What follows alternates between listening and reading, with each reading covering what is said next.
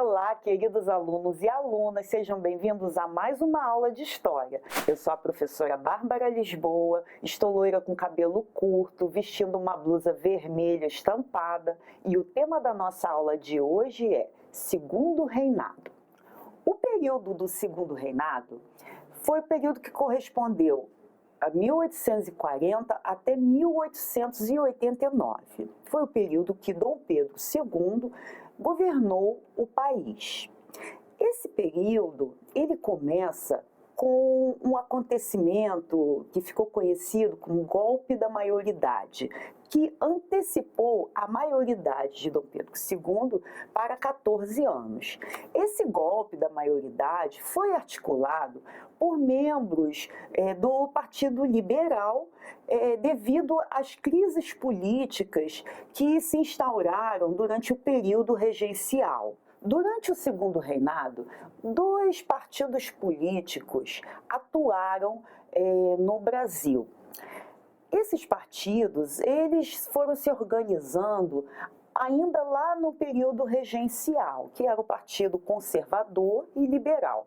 Eles não tinham grandes diferenças ideológicas, mas geralmente o Partido Conservador era composto por membros que eram representantes, né, eram grandes latifundiários e estavam ligados principalmente à monocultura e ao mercado de exportação.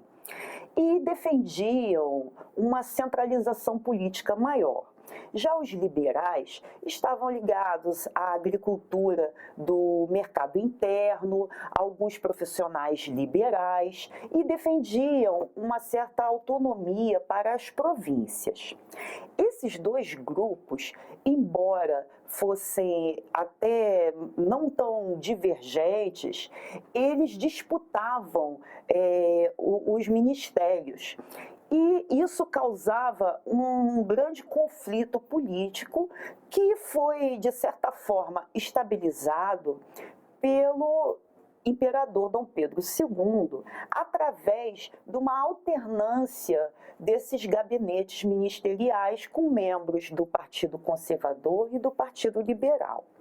Ou seja, Dom Pedro II, no início, né, do Segundo Reinado, para tentar por fim a essas disputas, ele se utilizava do poder moderador para poder dissolver ministérios quando estes se encontravam em divergências e conflitos. Até porque esses grupos, muitas vezes, até burlavam as eleições, fraudavam também essas votações, né, quando haviam as eleições, e muitas vezes até ocorriam conflitos sérios, com violência e muitas disputas. Então, como Dom Pedro II começou a atuar? No momento das eleições, ele formava um gabinete com os deputados e senadores eleitos, né? E fazia uma alternância. Quando os liberais começavam a se perpetuar, né, no ministério, ele dissolvia esse ministério e convocava novas eleições. Era conhecido esse período como o parlamentarismo às avessas, onde havia, então, essa alternância entre gabinetes do Ministério Conservador, né, formava o Ministério Liberal também, de forma que esses dois grupos políticos participavam do poder. Na caricatura publicada em um mequetrefe de 19 de janeiro de 1878, Dom Pedro II é o eixo central do carrossel girado pela velha democracia, que segura os cavalinhos que representam os partidos conservador e liberal. Mas o início do Segundo Reinado também foi marcado por alguns conflitos, como, por exemplo, as revoltas liberais que ocorreram em 1842 em São Paulo e Minas Gerais, que eram protestos contra o governo, e também a chamada Revolução Praieira, que ocorreu em 1848 em Pernambuco, que também gerou uma certa crise, mas que o governo conseguiu contornar a situação. No campo econômico, a economia cafeeira acabou se consolidando e tendo uma grande expansão, principalmente na região do Oeste Paulista, do Vale do Paraíba e na Zona da Mata. Essas grandes lavouras de café se utilizavam principalmente da mão de obra escravizada. Somente no final do Segundo Reinado, a partir da década de 1880, é que começou a chegada dos imigrantes no Brasil, que foram utilizadas especificamente nas lavouras de São Paulo, do Oeste Paulista. Nessa imagem vemos carregadores de café. Os interesses dos grandes cafeicultores motivavam a expansão do comércio negreiro no Brasil. Houve também o início de um desenvolvimento industrial durante o Segundo Reinado, conhecido como Era Mauá. Com o impacto da Lei Eusébio de Queiroz, que abolia o tráfico de escravizados no Brasil, alguns recursos foram destinados para fazer algumas melhorias. Com a interiorização do café, foram necessários construir ferrovias, por conta da distância do Porto de Santos, que era um dos principais portos, de exportação desse produto, do café. Então, nesse momento também, tivemos aí um grande desenvolvimento e melhorias na região sudeste, principalmente nas cidades, com investimentos. Foram criadas dezenas de indústrias e também de alguns serviços, de melhorias nas cidades. Indústrias como de tecidos, chapéus, cervejas. Inclusive, foram também criados companhias de seguro, navegação a vapor, iluminação a gás, e muitos desses recursos foram financiados com o capital investido do empresário, o barão Irineu Evangelista de Souza, que é o conhecido como Barão de Mauá. Durante o Segundo Reinado, nós tivemos também a questão da abolição gradual da escravidão no Brasil. Esse momento, que até a abolição de fato, foi um processo longo, porque envolvia tanto os interesses dos grandes cafeicultores e grandes latifundiários no Brasil, que se utilizavam da mão de obra escravizada, e também da pressão da sociedade pela abolição. A pressão no sentido do movimento, nós tivemos aí nesse momento o movimento abolicionista atuando. Tivemos também a resistência de escravizados, movimentos que pediam e se ajudavam, sociedades que se ajudavam para comprar cartas de alforria para os escravizados. Então, isso também foi um aspecto bastante importante durante o Segundo Reinado. Além de tudo, nós tivemos também um grande conflito que ocorreu na América do Sul, que ficou conhecido como Guerra do Paraguai, que se estendeu de 1864 até 1870. Este conflito, ele envolvia países que tiveram suas independências recentes, como a Argentina, o Uruguai, o Paraguai e o Brasil também.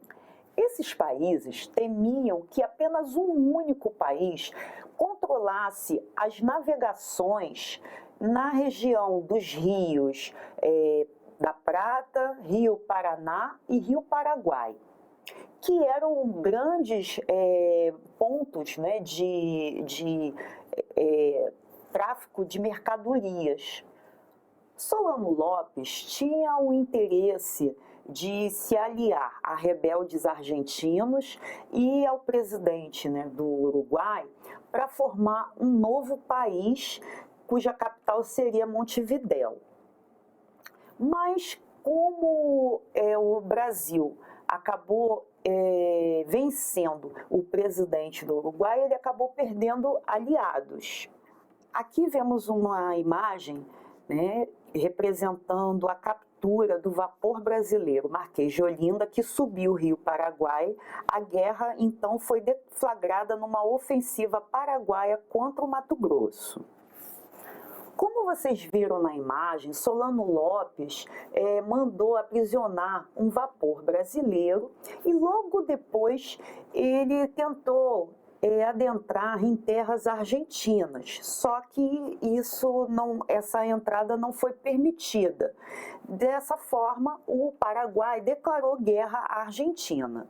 Aí logo depois foi formada uma tríplice aliança para combater o Paraguai, formado pela Argentina, Uruguai e Brasil. Essa aliança venceu a Guerra do Paraguai.